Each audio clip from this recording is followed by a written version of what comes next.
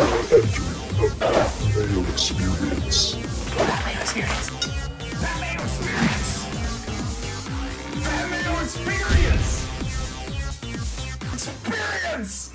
Welcome to the Pat Mayo Experience, WGC HSBC Champions. DraftKings picks and preview. If you hit the index and you want to jump straight to Sanderson Farms and the brief discussion about that, the very brief discussion about that, you can go do that right now. But I think you're probably more concerned about the good players in China this week. Remember, lineup lock for DraftKings this week, 8:50 p.m. Eastern Time on Wednesday night. It's in China, so they're like a day ahead, so it's going to happen for us the third consecutive week with one of these late Wednesday start times. The Sanderson Farms is normal time. It has shot tracker. It's actually the tournament I'm more interested in, but the prize pools aren't juiced up like they are for the WGC, so that's what we will be primarily focusing on. And again, if you want to become a member of FantasyNational.com today, you can check out my power rankings that I tweeted out and up on my Facebook page, also available in my cheat sheet on DKPlaybook.com. But hey, if you think my rankings suck, you can go customize your own with the stat engine and use the ownership tools and lineup builder to go give yourself a chance if you don't want to spend too much time preparing for this week's golf on DraftKings. Joining me to break this all down, another site you can most definitely go use and subscribe to FantasyGolfInsider.com. It is Jeff Bergerson. What's going on? Not too much, Pat. I'm looking forward to another week of night golf, which I enjoy quite a bit. This will be our last time to enjoy it, and we got a loaded field, so I'm pretty psyched about it. Well, let's dive right into this. It's a huge prize pool. The past few winners that we've seen have been sort of the cream of the crop. You're not seeing a whole lot of scrub winners. It is a WGC, but it doesn't have the same sort of standards as the other WGCs. You get a lot of Asian Tour players in the field, some just local Chinese, well, not necessarily local Chinese players, but Chinese players who wouldn't be sniffing any other sort of WGC. So when we think about it, you have a 78-man field. There's no cut for this event. Primarily looking at it, like when you start digging below the $7,000 range here, there's almost nobody outside of like Matt Wallace. So do you take more of a balanced approach, or do you really try to get access to those top guys like Dustin and Rose and Brooks? I like the stars and scrubs this week. I think there are a few hidden gems in that 6K range. What's interesting, I always look back at the data from previous years. And what's interesting is the price structure is different this year. Last year for this same event, the lowest price was $6,900, and this year it's $6,000. So those scrub players who we're talking about are now $6,000 this year, as opposed to last year when they were about $6,900 and $7,000. So there's a lot more options, and I kind of like some of the options in the high sixes and low sevens. So that allows us to go get pretty much anybody we want in that top tier, and you could even conceivably stack a couple of them on the same roster. Looking at the historical numbers and who's winning this event and who's finishing top five, it's a lot of those top 8 guys up there. So I would have a hard time avoiding all of them and just going a strictly balanced approach and staying in that 8K range this week. When you tackle these no-cut events with limited fields, are you always one to leave some money on the table if you don't, especially if you do a Stars and Scrubs build, because I figure that most people will, that leaving like 400, 500, 600, even a bit more on the table is the way to go? I do a little bit of that, but I don't go too overboard. Usually you'll have a unique lineup if you're just careful with your aggregate ownership and make sure you have a contrarian guy or two on each team, no matter how chalky the rest of your team is. Usually that'll separate you from the field, but I have no problem leaving 200, 300, 400 on the table as well. I do want to let everyone know that if you smash the like button, which you should always be doing, then leave your DraftKings handle in the comment section if you want to get into a draw for 20 DK dollars, which I'll announce on next week's golf show. Give me your 2 favorite plays in the $6,000 area for the WGC HSBC champions this week. Last week's winner was James7187, so 20 DK dollars should be popping into your account sometime soon, whether it be today, whether it's already in there, or in a few days' time. I can't guarantee when it goes in because these things are fickle. I don't have absolute control about it. I send off the names and eventually they get back to me. That's how you do it. Smash the like button, leave your handle and your 2 favorite plays in the $6,000 area. So if we go to the very top of the pricing this week. I even limited down my key stats to basically par 5 scoring, ball striking, and birdies gained or better against the field. Like Dustin comes in number 1, he's above 11,000. Rose is above 11,000. Brooks is above 11,000. Do we try to cram 2 of them in there? Is that even possible, or do you have a preference between them? Yeah, I think it's very possible. I'm having a hard time selecting one of them. The difference between them is just so razor thin. Those exact stats I have a strong weighting in my model that I manipulated this week on our website, and they're all very close. And you can make a strong argument for any one of them. If you're looking to be contrarian with ownership, I'm not sure you're going to be able to do it because all of these guys should be kind of bunched. I don't see any 1 or 2 of them really standing apart from the others in ownership this week. So I think you just got to take a strong stance on whichever you feel strongest with in this range. And they all have good tournament history here pretty much. They all fit statistically. They're all in pretty good form. So it's pretty tight. It's a tough decision. It is. Even looking back at last year, Rose staged that improbable comeback from 8 strokes down to win by 2 over Dustin and Brooks. And when I rated out the modeling, whether it was past 24 rounds, past 50 rounds, past 2 years, number 1, 2, and 3 in the stat modeling is Dustin Johnson, Justin Rose, Brooks Koepka. So, right. Is it a situation where you just try to take 33% of each of them and just hope that's, if you can try to get them into the same lineup, that would be great. But I'm finding it difficult too to really stand firm on one that I don't know if I can do it. I am too. It depends on how many lineups you're building. If you're building 20 lineups, I wouldn't do that because it's just not giving you enough exposure to any of them. I think you should make a stand. If you're making 100 or 150 lineups and maxing out like the $5 or something, I think that is a viable option. You could do that with those top 4 guys.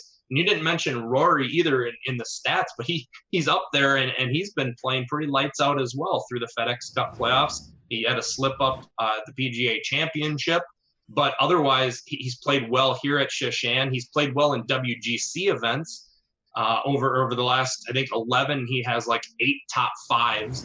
He has kind of what you're looking for on this course, and you get a little bit of a price break. So in my core, I'm personally gonna have exposure to Rory, and then the other one is Dustin Johnson. I'm going to have just because I'm stuck on Dustin Johnson, and I feel like he's one of those guys. And not that Koepka and Rose aren't, because Koepka did it last week, but just blow away the field within 4 rounds because it's so important in GPPs. We saw that last week. Brooks Koepka do it. And you absolutely needed Brooks Koepka on your rosters if you wanted to do anything in any contest, just because he was that dominant. And there aren't too many guys in the field that can do that. Well, I mean, even last week, I discussed this on the show that I went 100% fade on Justin Thomas, and I ended up taking a lot of Brooks Koepka, but I took more of Jason Day. I didn't have enough Brooks, even though Day came inside the top 5. That I didn't have enough lineups where they matched up together to really have any sort of success.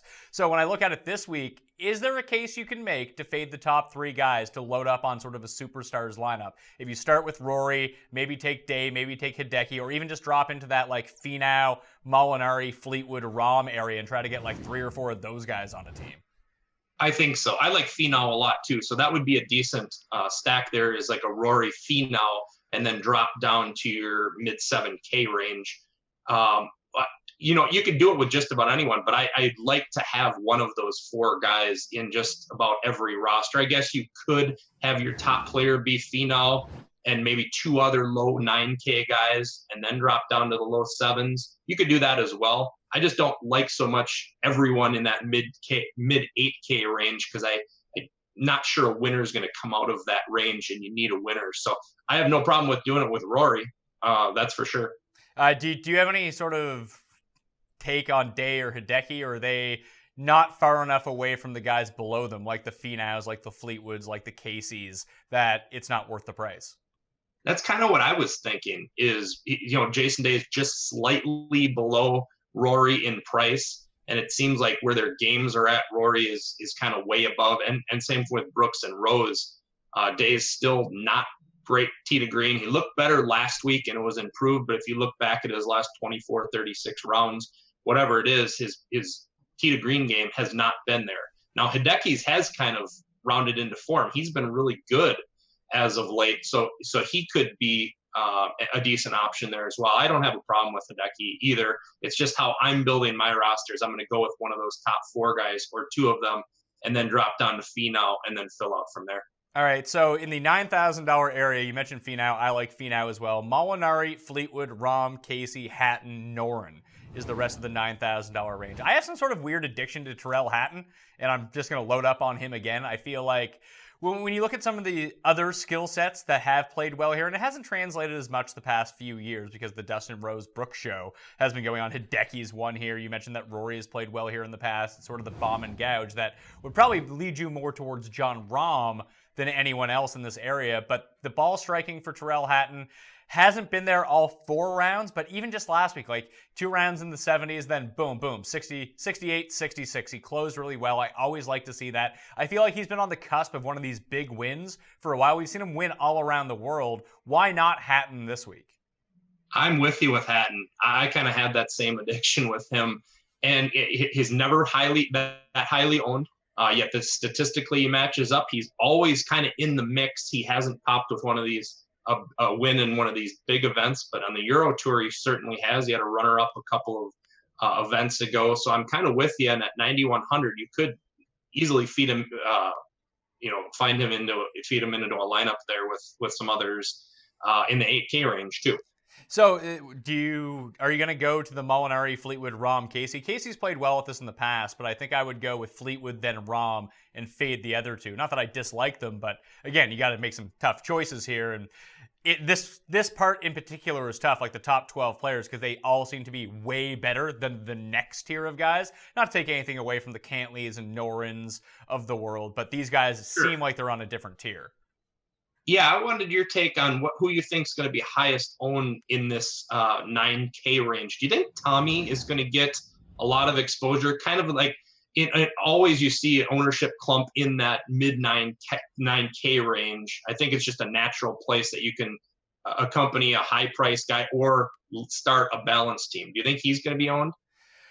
I feel like whatever projection we have for Tommy, always add like 7 to 8% because people love playing him. I would imagine that a lot of people are going to pair. I mean, 2 of the most popular DraftKings players are in here in this $9,000 tier. Finau's there, Fleetwood's there. Those guys are always highly owned.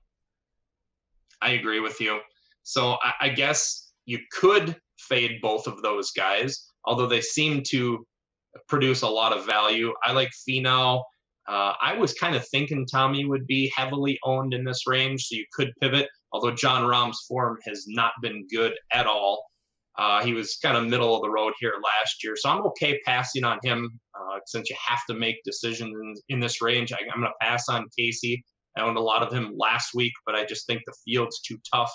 And in the large field GPPs especially, you need better than a T15 or T16, which is what he's going to get you.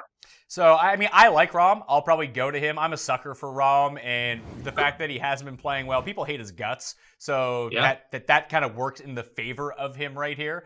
It's for me, it's like I'm going to play Finau. I don't care about the ownership. I think he's a good play. I'm going to play Tyrrell Hatton. I like how he sets up this week. So really, it comes down between like Rahm and Molinari for me because I think the Fleetwood's going to be a bit too highly owned for my liking. I'll go to the next guys down. I like them both more than Casey. I like the price discount you get for Rahm. He's probably going to be lower owned. Obviously, the form isn't as good as Molinari's, who basically just cleaned up at the Ryder Cup. But I think skill set wise, Rahm does set up better, and that you can kind of bank on his long-term skill over what we've seen recently, because eventually it's going to re-pop for him, I feel. Yeah, it could happen. Yeah, I think Jason Day and maybe Rahm might be a couple of the lowest owned guys above 9K this week. I don't know about Day, honestly, just because he finished so strongly last week at the CJ Cup, and people like to get on Jason Day when they see the momentum coming, although he's not a player, at least in like the past 18 months, that's strung together any sort of consistency. It's just he either pops or he doesn't. Those are the two outcomes. He's like the batter in baseball, whether it's strikeout or home run. That's essentially what Jason Day has morphed into. Pretty much, yeah. And that's just because his putting is so phenomenal at times that it just kind of carries him too. Like I'm looking at my like long-term ranks, like short-term ranks, Rory, Rose, DJ 1, 2, 3, Brooks number 4. If I look over the past 2 years, it's DJ, Finau, Rahm, Casey, Rory. So, I mean, the long-term form really does set up for Rahm. Even when you go back to like 36 rounds, 50 rounds, 75 rounds, the longer you get away from it, Rahm really starts peaking up and up and up. And maybe he's not the player that we all thought he was going to be, but maybe this has just been sort of a weird blip. And a new season, he's had a chance to gather his thoughts. It was a big emotional win over Tiger at the Ryder Cup. Maybe he's righted the ship a little bit. Yeah, absolutely. And this is a time where you can get him at low ownership. I'm willing. It's almost like Rory for the first part of last year, where Rory wasn't playing well, but we didn't jump off of him because we know that when he pops, he's going to be great. And it really paid huge dividends at Bay Hill when he ended up running away with it in the end. That you want to be the week early on someone like Rory. I feel the same way about Rahm. Okay, yeah, Rory has a larger sample size than Rahm. Like you said, maybe he's just not as good as we all think, but I think he is, though. I think over the long term, he will be that good. 8K, we go from Norin to Rafa to Cantlay to Fitz. Then Ian Poulter, Patrick Reed, Adam Scott, Benny Ann, who really broke my heart last week with a dreadful 2 rounds. Cameron Smith, Xander Schauffele, Billy Horschel. I don't know what to do in here. I don't know if I want to play any of these guys. Well, I know you're not a fan of Fitzpatrick, even though he's been really good at Shashan in the past. Cantlay will probably get quite a bit of ownership in this range. Don't love Reed's form whatsoever. Adam Scott, I just don't usually roster because he could, finish 10th or like 60th in this field. And that could come from one round of volatility. I'm with you with Ben Ann last week. He looked great to start out. I had a lot of him, and he went kaput. But Cam Smith is interesting. He's had a couple of good weeks now over in Asia. He's had a good last couple of months starting the FedEx Cup playoffs. So I think he's a reasonable play at only 8,200. I mean, that's pretty decent savings. Do you think that he'll end up being popular, or do you think the names around him, I think stat-wise and just pure skill-wise, doesn't Xander seem like he should be good here? Yeah, he seems like he should be good a lot of places. If there's any sign of wind, we just have to avoid that guy because he just melts down in wind. But yeah, I mean, he hasn't looked great the last couple of weeks over in Asia in pretty weak fields. He hasn't put anything together. So I'm going to steer clear of Xander. I just don't have any confidence in him, and I like some options that I think actually might be a little bit lower owned around him better. I see. I don't think that it seems like people are very willing to jump off Xander. I think that Cam Smith will carry a bit more ownership, or maybe just everyone owns Cantlay. And Cantlay's a fine play. But again, if I'm going to tweak my lineups where I want to get access to a lot of these above $9,000 guys, he's a bit pricey. And I know a lot of people are going to be on him. That makes him an easier fade for me. And you just go out and pray he doesn't win. And then all of a sudden you're looking a lot better. I'll probably roll the dice on Xander here, though. I can see him being like 6-7% ownership in the giant GPPs and just hope that short game doesn't really factor in this week. And maybe you can even do sort of like the Dustin, John Rahm, Xander Schauffele stack. And hopefully you aggregate a lot of the same sorts of players. And then you'd have to fill out in the high 6s, low 7s with the rest. You okay with that? I am, because there's a guy at $7,000 I really like. I don't know how good he's going to end up being because I'm awful with these things. But there is someone that just is popping statistically for me. He's the type of player that I want to have at this course. I think I know who that is. Who do you think it is? Julian Surrey. It is Julian Surrey. Yeah. But he's sort of like the prototypical guy that you would want at this course, don't you? Yeah.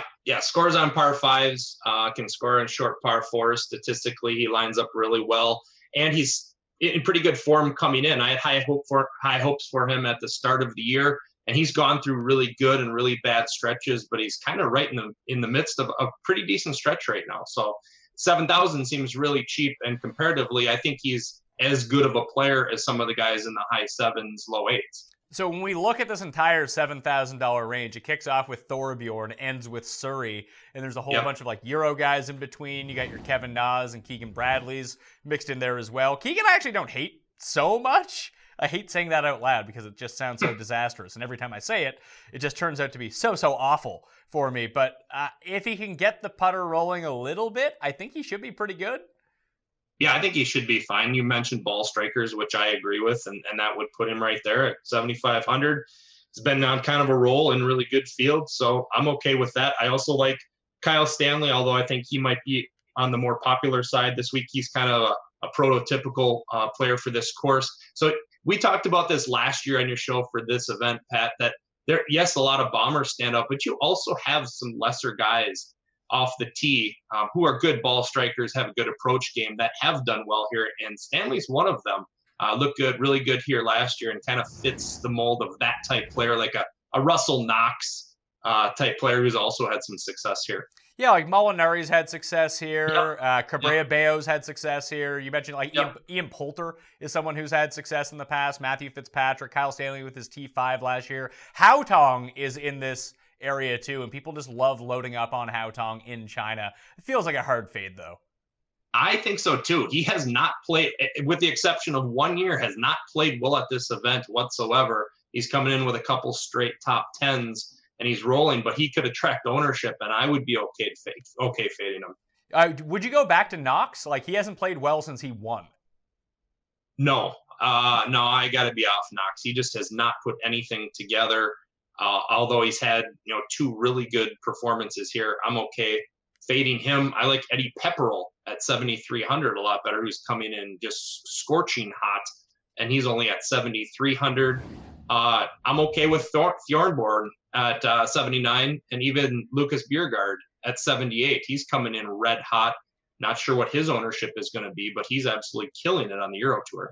If we talk about guys that aren't big off the tee but can kind of manage shorter par fours, can play the par fives decently and are really good with approaches, Chez Reavie ended up having a really nice week at Nine Bridges. Is he someone to turn to? Because people will just completely overlook him in this field. You think he will be overlooked? Yeah, like if you can...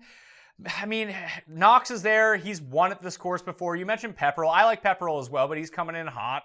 Yep. I think that Surrey's going to get an incredible amount of buzz for good reason, but I think that he's going to draw away a lot of ownership. But like, if you have the choice, like Chez is there, Brendan Grace is there, Pat Perez is there. Pat Perez coming off a good week, I can see more people going to him. Brendan Grace just carries more name value than Chez Reavie, at least in my opinion. That I think that's what the public will end up looking at. That he just seems like, especially if, when people look back at the leaderboards from last year and you have Rose and Dustin and Brooks, and this is a bomber's course, people will be like, no thank you to Chez Reavie. And I think that he could come in under-owned.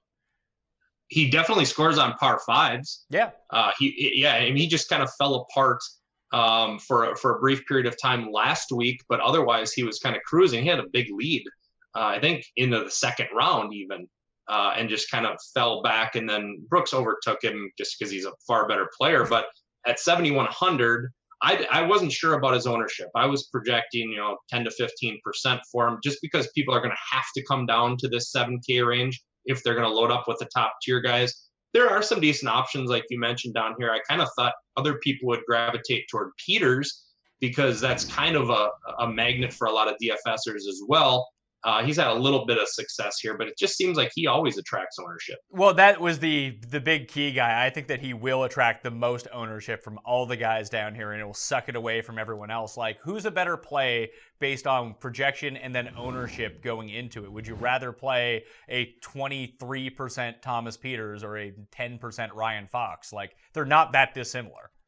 Right. I agree with you. And I think people will gravitate toward Peters, which would make him a fade in my mind because there are so much better options down here. He could put it together. He's highly volatile, high upside guy. He starts getting hot with his putter, which we've shown he can be a very good putter. But if he's going to, have a quarter of the field or whatever, I'm okay with that fade. Trying to think here. CT Pan, maybe? I'm not going to be high on CT Pan this week just because I look at what I view as limited upside with him. He's been decent the last 2 weeks, top 30s, but that's only the top half of the field in those events, which didn't have loaded fields. This week, you got a really strong field, and I kind of only like CT Pan on strictly really tight accuracy only courses. Where it's just strictly precision. I think he gets out-bombed by the big guys on courses like this, and he just can't hang. So I like Surrey much better than CT at 7K. All right. In the $6,000 area, if we need to dip down into this range, like I said, if you want to get in the giveaway this week, give the show a like, enter your DK handle, and tell me your 2 favorite plays from down here. It's tough. It's tough to find guys. I assume everyone is just going to go to Matt Wallace. Yeah, I think Matt Wallace. I also think Andy Sullivan is a decent option. He's been playing well on the Euro Tour. Plays better on bent grass, or he puts better on bent grass. So I think he's a viable option at 68. You could also have some shares of like a Shun Wu, who has been decent at this course in the past. He had a win a couple of events ago. Chris Wood has had some decent form, dropping down to guys who no one will own will be Pavon at 6,600. Now, these are guys that, will be owned by a few percent. So if you want to be overweight, if you want to be 2x on them, it only is going to take an investment of like 6 to 8% of your lineups into them. And it allows you the salary cap savings to stack a couple of studs. And I think they have top 25 upside. Alex Bjork's another guy at 6,500, I think, has some upside. Is Wallace a fade because he's going to garner like 25% ownership? Do you think he's going to be 25? I mean, just looking down here, like people will see, hey, and even looking at the odds versus the pricing, like he's like Paul put up the graphic. Paul actually kind of clued me into this when to be able to visualize it a little bit. Like the guys around him, he's 90-1. He's way higher in odds than anyone else in this range. Then you start looking at the guys at the exact same price: 350-1, 500-1, 400-1. Like. Plus, he has, 3 wins in the past 12 months. He almost, there was a case to be made that he could make the Ryder Cup team. I like him, but I don't think he's going to come out and win this tournament. And if that's not going to be the case, I don't think he substantially has higher top 5 odds or anything like that, that if he's going to be, 5 to 6 times as owned as anyone else in this range, I'd probably try to take the skill set of Eric Van Rooyen, who's great tee to green, just can't putt, that he seems to jibe more with what I'm looking for this week. Sure, at way less ownership. A guy like that, it was going to be 3 to 5% owned probably. So I'm okay pivoting. We saw what happens when you can fade chalk last week with Sung Jae Im. He was massive chalk, and it kind of caught me off guard. I didn't think he'd be 25 to 32% owned across GPPs, but he was. Everyone finds out about the info that it's his home course. And all of a sudden he becomes massive chalk. So maybe Matt Wallace becomes a guy like that who just, the avalanche forms and everyone gets on him. And then, that's a great fade right there if you can do that. Yeah. And even if we look at world ranking versus pricing, Justin Harding, he's done most of his damage in the Australian and Asian tours. That he didn't perform all that well at the CIBM, but he was still top 45. You'd hope for better this time around. But he's someone else, instead of just going all in on Matt Wallace, I think I would divvy up my shares between Van Rooyen, Harding, and Pavon, or Pavin, or Pavon. Which Pavon is this? This is the Italian one, right? Yeah. Not the French one? Right. Yeah, that's right. Is that Pavon? Yeah, this is Pavon. That was Pavon. Mathieu Pavon. This is Andrea Pavon. But yeah, I think that's the route that I would rather go here. Yeah, and I would mix in some Bjork too. And I noticed he was on your graphic there too, as having, kind of lower odds for his price too. So I would mix him in. Yeah, absolutely. If you can get him for 6 to 8%, even 10% shares, you're not risking that much, and kind of avoiding the masses on the other more popular guys. Are we buying anything into the Patton Kizzire reemergence? I don't know. A couple top 25s, but again, that's not that impressive in those fields. It's just more impressive than he has been, which has been, dreadful. I'm off of Kizzire this week. Yeah, if it was on Bermuda, it wouldn't be so bad. That's one of the reasons why I like Xander a little bit, is that anytime you get him on Bermuda, he just seems to be a lot better. Or on bent grass, he seems to be a lot better. That is true. Yeah, he is a better bent grass player. There's a few of those in this field. Who else is better on bent? Well, Finau is better on bent, so I like him. Xander's another one. Then you can discount some others who aren't so good on bent. So that could be a tiebreaker if you're looking at deciding between guys. Yeah, it's hard to put too much stock into that, but I'm sorting by Fantasy National right now. Bent grass only putting over the past 50 rounds, and we're looking at Olison's actually number 1. That's only 40 rounds of data though. Griot, Day, Horschel, Noren, Sullivan, that's the contrarian lineup right there. Just take all those guys. Right. Yeah, Noren is better on bent. Is Reavie up there somewhere too? Where is Shez? Shez is 32nd in this field. So he's just above halfway. Like some other interesting ones, like Hatton's up there, Surrey is up there, Brooks, Matt Wallace, although that's only 4 rounds of data, so that's pretty insignificant. Putnam is up there. Finau is up there, as opposed to guys who are like sort of, Xander is inside the top 10 as well. But then you have other guys like, Brennan Grace, horrible. Adam Scott, horrible, although he's just a horrible putter in general. Like Kyle Stanley is really bad on bent grass. Sharma has been bad on bent grass. Peters has been bad. Molinari has been bad on bent grass, although he was just a horrible putter anyway until like 6 months ago. Then all of a sudden the guy could putt again.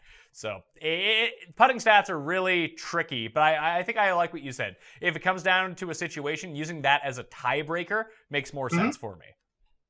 Yeah, absolutely. Okay, you want to briefly talk about Sanderson Farms? Yeah, that's fine. So here's the one that I'll say. I tweeted this out the other day, and if people didn't see it, the past 4 winners of the Sanderson Farms: Ryan Armour, Cody Gribble, Peter Malnati, and Nick Taylor. The 4 years it's been at CC of Jackson during the swing season. Armour won at 125 to 1, Gribble won at 80 to 1, Malnati won at 175 to 1, and Nick Taylor won at 250 to 1. So this is a course where shorter hitters are completely equalized with the longer hitters. It's not a tough field, and you're getting some giant odds. So I do want to let everyone know that odds and lines are subject to change. See website for actual odds if you or someone you know has a gambling problem and wants help. Call 1-800-GAMBLER. For me, I think I'm going to attack this one more from the betting end than the DraftKings end. And there are some decent names, like someone even like David Hearn is like 110 to 1. Sebastian Munoz, remember him? Yeah. Yeah. He's 300 to 1 this week. He can definitely win this tournament. Yeah, that's not a bad take. Load up on it. Wouldn't take a lot of investment too on each of those guys at 300 to 1. Yeah, like Hearn's 110. Like Johnson Wagner rates out really, really well for me. Chris Kirk, probably at the high end, is probably the best. But like even when you look at like the odds in the draft game, you got like Sung Jae, you got Patrick Rogers. Like I don't want to take like Dustin Johnson odds on Patrick Rogers. That's nuts. Well, so now you say a lot of these guys have had success in the 100 to 300 odds. So does that make you more apt to go with stars and scrubs, or does it make you lean toward a more balanced approach? I think this is a tournament where you could leave money on the table if you wanted to. Oh, certainly. Because is Patrick Rogers really that much better than these guys in the 8 and 9K range? I don't think so. I mean, is he that much better than a Martin Laird or a Rory Sabatini or even a Hunter Mahan right now?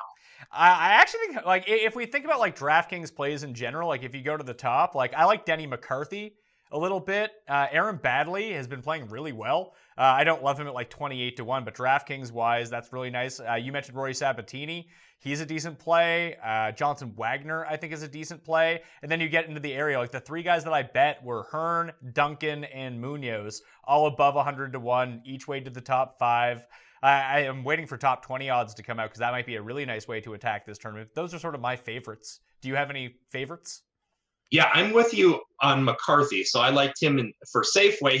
He had kind of that abnormal price. He was priced and people were like scratching their heads. So I knew that would produce extremely low ownership. So I bought some shares in him. And of course, he rewarded me with a miscut. But I'm okay going back to him. I also like a guy right above him, and that's Cameron Davis, the Australian guy. I was high on him for Safeway. He finished T17, and I don't think anybody knows about him or his ownership will do anything this week. So I like both of those guys right there, and they're right below Chris Kirk, who has the name value and will probably get a lot of the ownership in that range. Well, I think the way to play this, like if you look at like Rogers, Armour, Glover, Varner, Badley. Like I like Badley. You can start a few teams off with him, but I think if you wanted to start your team, Kirk, Davis, McCarthy, that's pretty acceptable to me. For sure. Yep. And that's kind of the way I was leaning, is going with a more balanced approach. A couple guys in the 9s and others in the maybe low 8s. And in the 7s, there's a couple guys who I want exposure to, who I was high on coming into the fall season, like Kramer Hickok at 7,600. I'm not giving up on him despite his performance at Safeway. You always have Cameron Champ, who is, he's the bomber. He draws the attention. He's at 8K. But I would wait for Cameron Champ for next week if I was going to take a stab at him. More Bombers course. More of a Bombers course. I really found that off the tee did you nothing here. Like, it was sort of irrelevant that it's going to be putting, it's going to be approaches, that's going to be it. Even if you're a good wedge player, that can really go a long way. Like, I have the stat here. I'm going to try to find it. It was like layup percentage over time. So last year, Ryan Armour became it was the third highest layup percentage on par fives like ever to win a tournament. And you go and look at like some of the other ones. The only like other one that like correlated was at this course when Peter Malnati won, that he laid up on like 75% of the par fives and the one drivable par four as well. That this isn't a course where you need to be a bomber. You just need to hit some fairways, be decent with wedges, and make a few putts. Like I so rarely like lean putting in a lot of this stuff, but I think this is a week you can do it. Like Sam Burns should be super live here. He's 7,400. David Hearn can be a really good putter when he gets it rolling. Anders Romero is another one. Just like weird guys like that. Seamus Power should be someone people are on this week. He's super cheap. Like you can leave a lot on the table. Ben Silverman is another one. Man, I mentioned a lot of Canadians, but guys who can putt. Guys that normally are hugely disadvantaged by how crappy they are off the tee. I think you can go with here. So I mentioned his name. How are you feeling about Hunter Mahan? I like Hunter Mahan here. It seems like he's getting his game back, doesn't it? Yeah, I feel that way too. It doesn't feel right, but yeah, when you look at the stats, how he's playing, I think he is kind of coming back. And generally when guys kind of go that, descend that rapidly, they kind of go away, but he's kind of found his way back. And at 8,200, I think good for a balanced lineup. Also Johnson Wagner too at 8,300. That is, I think, is a reasonable play here. Yeah, Johnson Wagner really rated out well no matter what range I looked at. Short term, long term, he just seems to have the skill set that plays really well here. I think I would avoid sort of the bombers that everyone always historically likes. DFS guys like the Panda, Big Norm. Like, save him for next week. Cameron Champ, save him for next week. Next week is, I want to say it's Shriners. It's the tournament that Patrick Cantlay won last year. That ball striking and driving is really going to be an essential piece to winning that tournament, where this one is just going to be more short hitters, precision players. Like Sungjae Im, if I had to go to the very top, would be my favorite of all those top guys. Would he? Yeah. Yeah. Okay. I just worried that he just was in Asia for 2 weeks. Yeah, I would worry about that too a little bit. And I just like the options in that 8K range. I mean, we've talked about them. I think you build really reasonable lineups in that range. Parker McLaughlin's another one who it's more of a bet than a DraftKings play, but he came 16th at John Deere. Like the guy can kind of putt, and that's always nice. So I'm just looking at some of the putters here. Munoz is the one that really stood out to me, though, is like sort of the supreme betting value this week. Just 300 to 1 seems insane. Sure. Yeah. What is McLaughlin? What are his odds?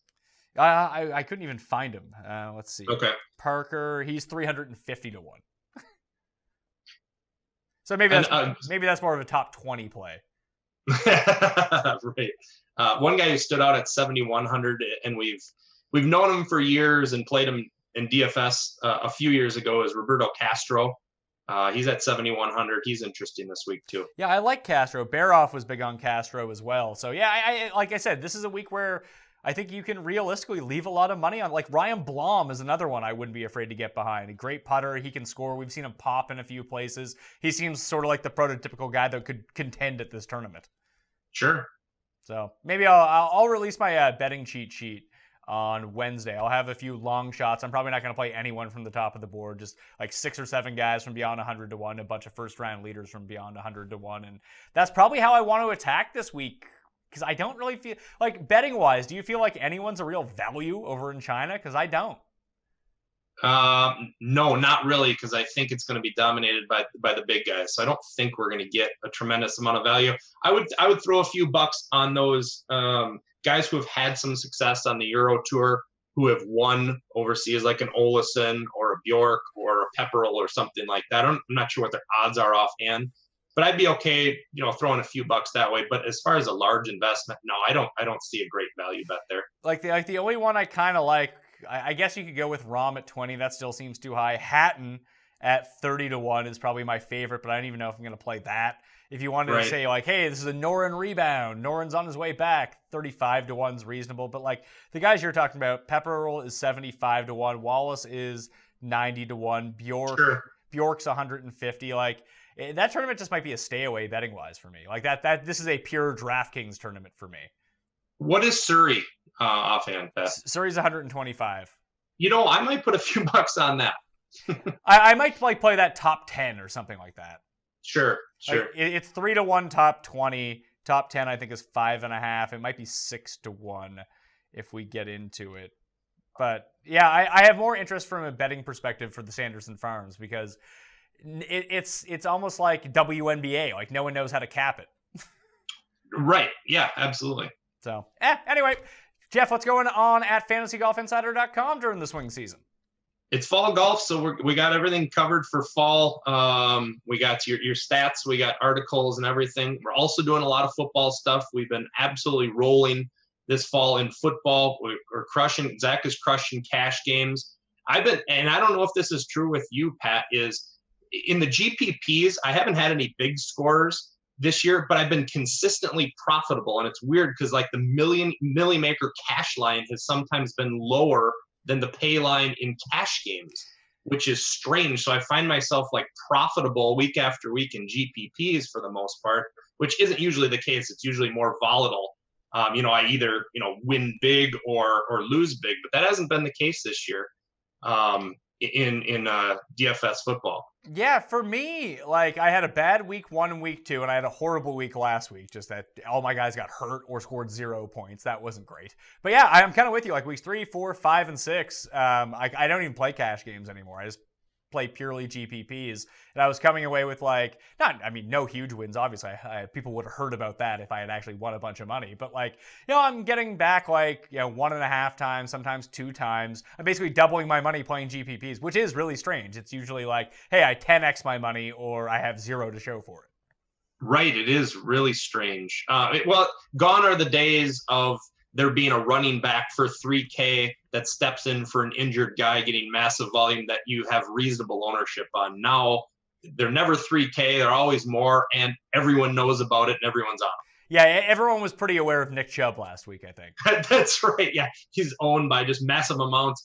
And even when the injury status for Melvin Gordon came out on Saturday night, I'm thinking, oh, okay, well, maybe some people are going to sleep in. It's 8:30. Early Sunday morning, they might miss this. They might miss Austin Eckler as a value play in the showdown slate. No, 90%.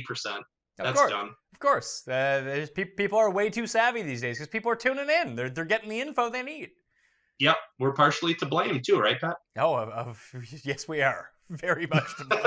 And then people blame us when it doesn't work out too. So it's double the fun. We're hurting ourselves. Right. We're not only are we hurting ourselves, we're hurting everyone else too. So it's shocking people still tuned in. Anyway, Jeff Bergerson, subscribe to fantasygolfinsider.com and follow him on Twitter at fantasygolfers. You can follow me at ThePME on Twitter, Instagram, and Facebook, where my betting cheat sheet will be. You can find my DK cheat sheet up on DKPlaybook.com early on Wednesday morning. You can tune into all the football shows. We got MMA coming back this week, and subscribe to the audio podcast of the Pat Mayo Experience wherever you can download podcasts. Plus, if you want to get in a draw for $20 DK, smash that like button, leave your DraftKings handle, and tell me your favorite plays your 2 favorite plays in the $6,000 area this week. All right, good luck with golf. It's going to be tough. I'm Pat Mayo. I'll see you next time. Pat Mayo Experience! Experience!